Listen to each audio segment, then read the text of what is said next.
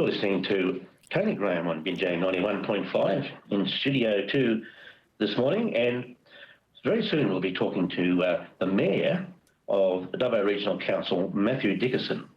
But before we start that, I just wanted to clarify an issue and make sure everybody quite understands what's going on in relation to things like motor vehicles. Now, in the first place, governments can buy motor vehicles sales tax free, and they get a good price for whatever they buy. And Dubbo Regional Council does this, to my knowledge, for all their vehicles, and very often, particularly with passenger cars that don't suffer much damage or wear and tear, very often they're sold down the track for the same price because the market price is inflated by the sales tax, and they just do a vehicle swap over and away they go, and it doesn't really cost the taxpayer any kind of depreciation on the vehicle, or if it does, it's very negligible. Anyway, but moving on from that, it's only right that mayors be fairly remunerated for their time and expenses, and like most industry salaries, that comes with a car, pretty much a standard practice for most decent industries. Now, there's been a bit of controversy, a few comments made about the purchase of a new vehicle, a Hyundai Ioniq EV, and criticising the Mayor for an extravagance in buying that vehicle. But here's the clincher. The clincher is that the Mayor paid for this out of his own pocket. Now, that's a big thing because that means he's actually saved the council money. So congratulations to the Mayor, and I have him on the line right now. How are you going, Matthew? Yeah, good, thanks, Tony. Good to be chatting to you. Yes.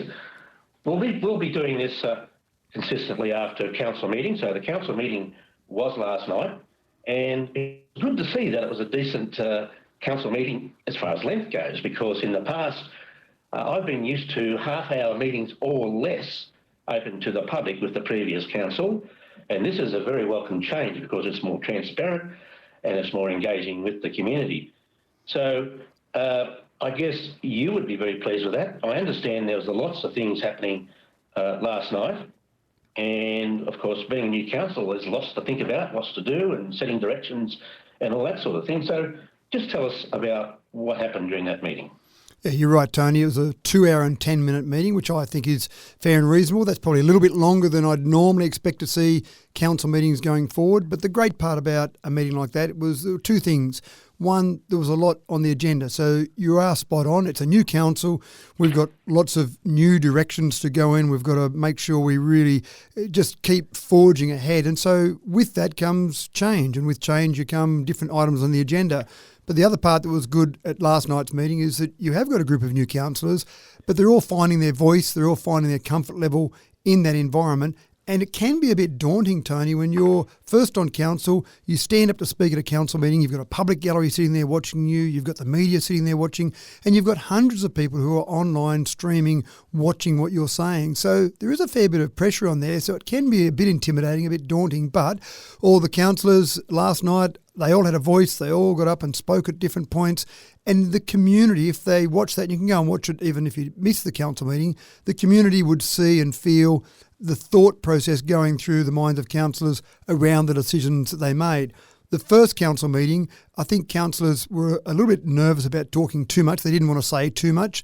And so some people said to me afterwards, well, I saw the votes go through council, but I wasn't really sure why councillors made those decisions and what the logic behind those decisions was all about. So I think this time people would be well satisfied that you could actually understand the logic of councillors as they went through that decision-making process. So I quite enjoyed it. I quite enjoy hearing from different councillors, different points of view.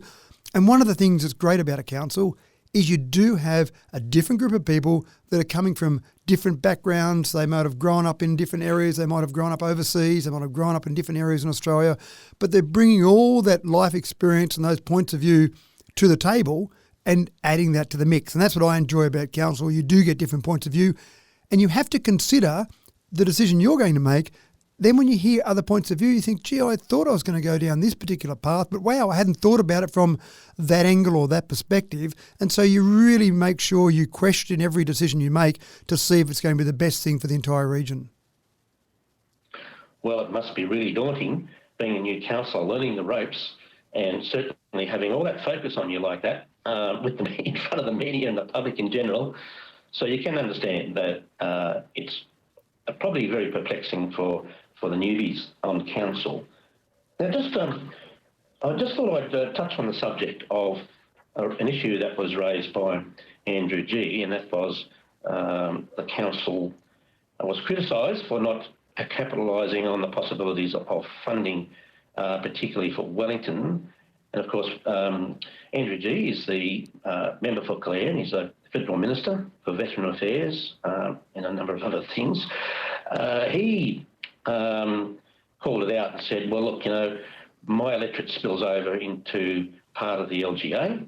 You get a second bite of the cherry for funding, and Wellington's that second bite of the cherry, and there's opportunities on two levels in the federal government sphere for funding for things with the LGA. And he also mentioned that there's opportunities lost at Binjang Airport for an upgrade. He said the last time they were offering, they've had two rounds now, but the last round they offered, well, the first round they offered, should I say, was undersubscribed. You could have put $1 million in for grant funding and you would have got it.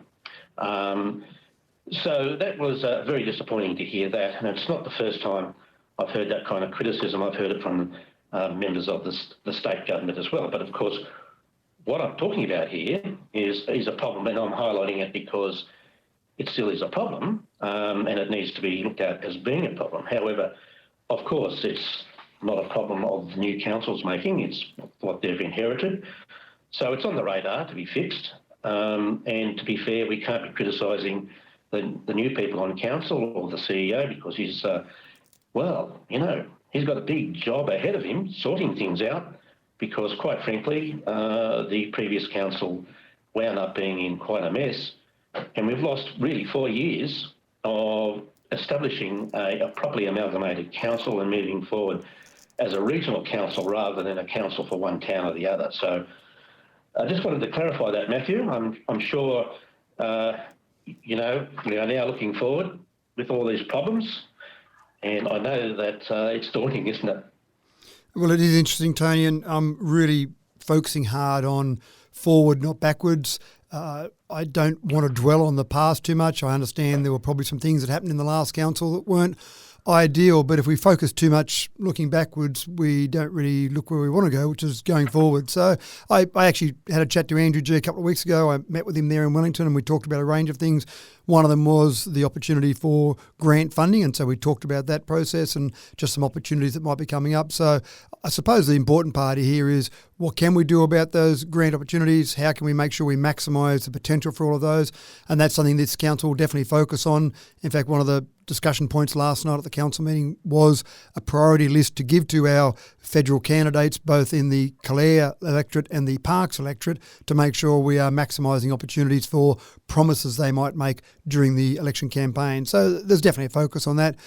The other part that's interesting with grant funding is I know I did some work with some of the other smaller regional councils further west of Dubbo Regional Council a few years ago when we were working together in the group called OROC.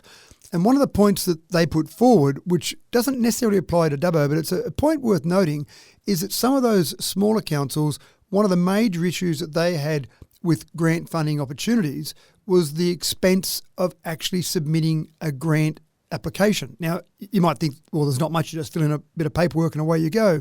But because there are so many examples that we've seen where there's been some rorting or some funds not allocated correctly or some pork barrelling, if you want to call it that, the application process has been made much more onerous to make sure the funds are going to the right place. I don't have an issue with that, but it does make the application process much more complicated, much larger. And sometimes when you've got to allocate staff to actually put some of those funding applications in, then the process is that, again, some of those smaller councils, they just don't put them in because of the cost of that. And the other part of one of those things that I saw there in the past was that when you had grant funding opportunities that needed 50-50 funding, you had to still be able to come up with that money yourself. So there are reasons sometimes, and I don't know about the past, I don't want to dwell on that, but there might be reasons why applications weren't put in, but certainly my attitude is let's maximise every funding opportunity. One of the interesting things, I had a conversation with a senator yesterday who was out in the area just looking at different ways of going about some grant funding. And the point that I made to that particular senator was there's a process with something called FAGS, Federal Assistant Grant Scheme. And with that particular process, there is money allocated to local government based on a couple of, or a formula. And I actually said what I would prefer to see is rather than make all these councils go and sing for our supper with every different thing that you want to do, which creates a job in itself. I mean, we have people who basically spend most of their time writing grant applications. I'd actually prefer to see the federal government allocate more money on that ongoing basis and less money where you had to go and sing for your supper or hold your hand out and say, please, sir, can I have another? That is a bigger picture process, Tony. I don't think we're going to solve that problem tomorrow, but it is a relevant point, and the senator took it on board. Yeah. All right, look, we'll take a short break right now, and in a minute we'll be right back with Mathew Dickerson after this. And now we're back with the Mayor for Dubbo Regional Council, Mathew Dickerson, continuing our interview. We've just been talking about grant funding and the difficulties of organising that effectively. I can tell you from my own experience that grant funding is something that does take a lot of time and experience to be successful with. Matter of fact, it can take up to 2 or 3 days or even longer to get yourself organised, to get all the information together for grant funding. So there is a cost to it, and as a not-for-profit organisation ourselves, we rely on a lot of these grants, so we do put the effort in, and it does certainly cost us money. The most important thing is that you have the people in an organisation who are looking at what the funding opportunities are, and that they are prepared for taking advantages when they do come along and are prepared and focused on what the needs are and making sure they're doing that. Because at the end of the day, this council, the last time I looked at the figures, relied on 29% of funds coming from ratepayers, and the rest mainly came from the state government, but there was also federal government funding as well. So our council really is an instrument of the state government, distributing money from the state government at a local level, administered by local people. But at the end of the day, this is all about making sure that we're getting the right money in the right places, mostly from the state government, isn't it, Matthew? You're absolutely right. And I would even go further than that, Tony, and I actually want to get not just our fair share of that grant money and the money that comes from state and federal, but I'd actually like to get a bit more than our fair share, because I think regional areas in general have missed out in the past. And I looked at some of the infrastructure projects they've done in Sydney, and I think of things like football stadiums or things like trams, and I don't know that they're adding, for those billions of dollars they've spent on projects like that, I don't know they add a lot of value to the people of Sydney, but in regional areas, those same dollars make a huge difference. So I really think that the pendulum has swung too far in the favour of metro areas for many years. I really want to swing that pendulum back in favour of regional areas. Yeah, look, I agree. And I'll also might add that inside those regional areas, a lot of that funding winds up in the big centres and very little for the smaller ones too. And the wall that you've got to climb to get the grant funding that we've just been talking about is one of the reasons for that. Not a lot of people know how to go about getting grant funding and be successful. And it is an investment. And if you're an organisation paying someone to do it, and that's what happens in our case, then you have to be successful, because if you spend 3 or 4 days on a grant application and it fails, well, it just costs the organisation a lot of money. And I've seen volunteer groups, Tony, in many years in the past where they've had the opportunity to put in for some grant funding, but they're a volunteer organisation. They've got some people who are working during the day and trying to do a bit of work after hours, trying to help that volunteer group out. And there's so many great volunteers we've got across our region. And so they're trying to suddenly find the expertise to put the grant funding in the words they need to say in the right way to actually be successful in those. So it makes it very difficult for some of those grant funding applications. And again, government has told me they're making it harder, and that's probably not the right word, but they are putting more hoops to jump through in that grant application process to make sure the money doesn't go in the wrong areas. But by doing that, it does make it even harder for any of those groups to get those grants in and be successful. Yes. Now, Matthew, I understand the main people that apply for grant funding in council would be the directors, probably under the direction of the CEO. And, given the past 4 years, I would imagine that an organisation as large as Dubbo Regional Council, it's going to take some time to change the culture in relation to, how they operate that and do it effectively and fairly. And that's, again, it takes a long while to turn those sort of ships around. And I know that you're focused on that, aren't you? Turning the ship around is definitely what we're focused on.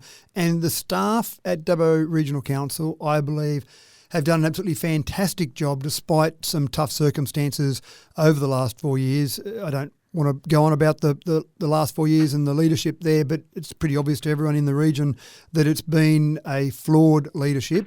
And the staff have still had to battle away there despite the fact that there have been some things happening that they necessarily haven't agreed with, but they've still had to keep the ship running. So it's been a tough job for some of those staff there, and some of those staff have really had a tough time of it from a mental perspective, but even just talking to their friends on weekends, and their friends are giving them a hard time about what's happening at council, and they're not necessarily responsible for what's happening, but they're still basically painted with that same, or tarred with the same brush. So it's been pretty tough for them, and I actually think there is a real new spring in the step for the staff across council at the moment. They feel like they've got an enthusiastic new group of councillors that are going to rejuvenate council, and it's just put that spring in their step and given them a bit of hope for the path forward. So hopefully we as a group of councillors can really make sure that we help the morale of staff, help give them confidence about going forward, and as a result, that'll reflect in the whole community with that extra confidence in council.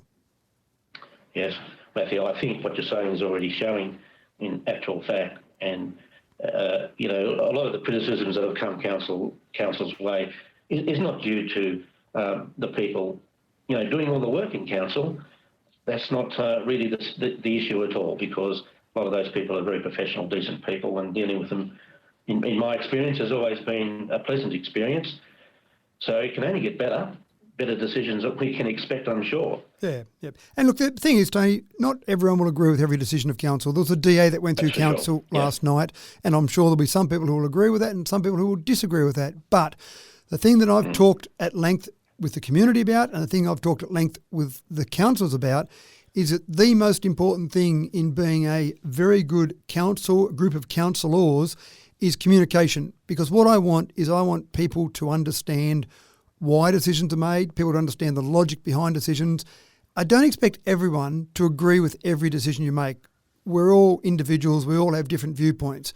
But what I want people to do is have enough communication and see enough communication with councillors to be confident that decisions are being made in the best intentions, with the best interests of the community, and they understand the logic of those decisions. And if we achieve that, even if people don't agree with the actual decision, if we achieve that, I think that's really the first step in giving community, the entire community, confidence in the decision-making process. Yeah. Matthew, it's been a pleasant experience talking to you, as always. So I thank you very much for that. Of course, we'll be hearing from Matthew in the near future about what's going on in council. You're listening to Binjang 91.5. Thank you, Tony.